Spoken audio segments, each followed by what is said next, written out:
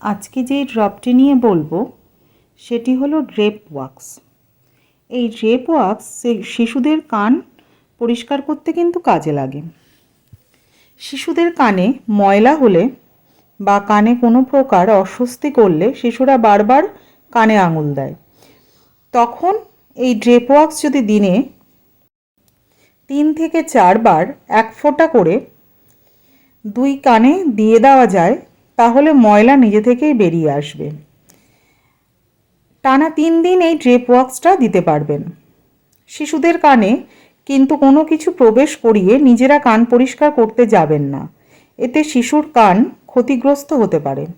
অনেক মাকেই দেখেছি ইয়ারবাডস দিয়ে ইউজ করেন তারা কান পরিষ্কারের জন্য, আবার অনেকে তেল দিয়ে কান পরিষ্কার করার চেষ্টা করেন। এগুলো কিন্তু একদম করা যাবে না।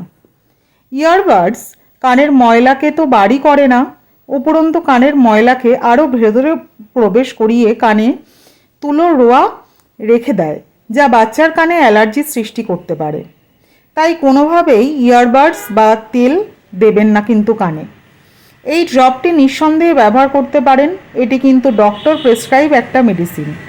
শিশু কানে যদি খেলতে গিয়ে কোনো কিছু প্রবেশ করিয়ে ফেলে, তাহলে দয়া করে কানে খোঁচাখুচি করবেন না বা নিজেরা বার করার চেষ্টা করবেন না। সরাসরি নিকটবর্তী কোনো স্বাস্থ্যকেন্দ্রে নিয়ে যাবেন, তাতেই শিশুর মঙ্গল। সুস্থ থাকুন আর শিশুকেও সুস্থ রাখুন।